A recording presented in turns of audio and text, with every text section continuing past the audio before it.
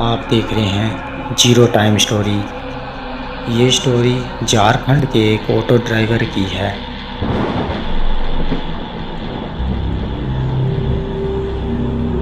रात के 2 बज रहे थे। चोरों की बारिश हो रही थी। घना अंधेरा था। बादल रह रहकर गरज रहे थे।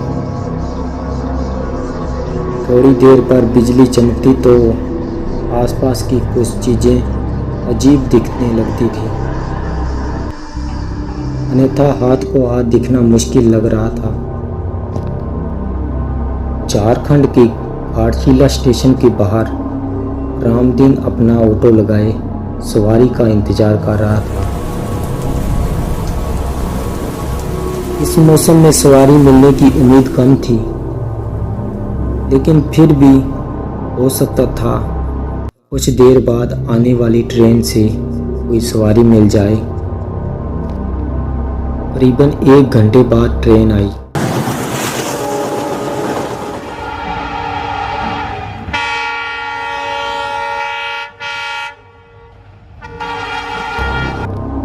थोड़ी देर बाद बिजली चमकने पर 18 से 20 साल की मॉडर्न सी लड़की कंधे पर बैग लटकाए बाहर निकलती दिखी।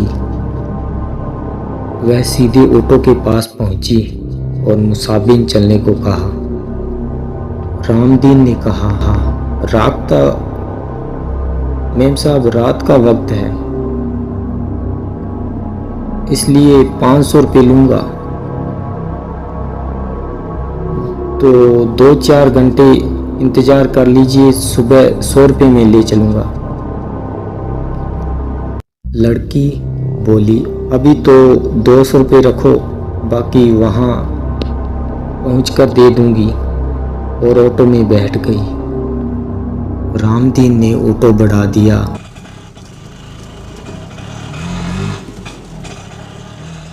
करीबन आधा घंटे बाद वह गंतव्य तक पहुँच गया और एक मकान के बाहर लड़की मुसाफिर और घर से पैसे लेने की बात कहकर अंदर चली गई। काफ़ी देर तक नहीं लौटी तो रामदीन अकेले बैठे बैठे परेशान हो गया। उसने घर का दरवाज़ा खटखटाने की सोची। काफ़ी देर दरवाज़ा खटखटाने पर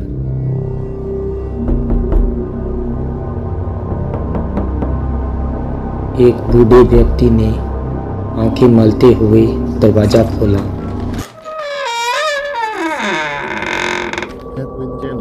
उसने पूछा, कौन हो तुम?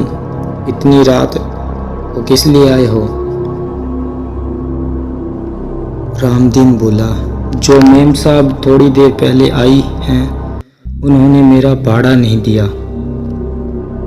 बूढ़े ने आश्चर्य से उसकी ओर देखा और बोला, यहाँ तो कोई मेम साहब नहीं रहती, मैं तो अकेले ही रहता हूँ। रामदीन की एक नज़र फोटो पर पड़ी तो कहा कि यही तो मेम साहब आई थी, इन्हीं तो मैं स्टेशन से लेकर आया हूँ। बूढ़े ने आश्चर्य से देखा और बोला, इस लड़की को मरे 8 साल हो गए, देखो फोटो पर माला भी डाली हुई है। ये मेरी पोती थी, ये कैसे आ सकती है? रामदीन के होश उड़ गए और वह चुपचाप अपने ऑटो की ओर पास भागा। ऑटो के पास पहुंचा तो उसने देखा कि सीट पर 100 के 3 नोट रखे हुए थे। वह और डर गया। उसने नोटों को जेब में रखा और वहां से बेताश भागा। उस दिन से रात में ऑटो चलाना उसने छोड़ दिया। दोस्तों, अगर आपको ये हमारी स्टोरी पसंद आई तो इसे लाइक और शेयर कमेंट ज़रूर करें। मिलते हैं एक आगे ऐसी ही स्टोरी में। तब तक गुड बाय।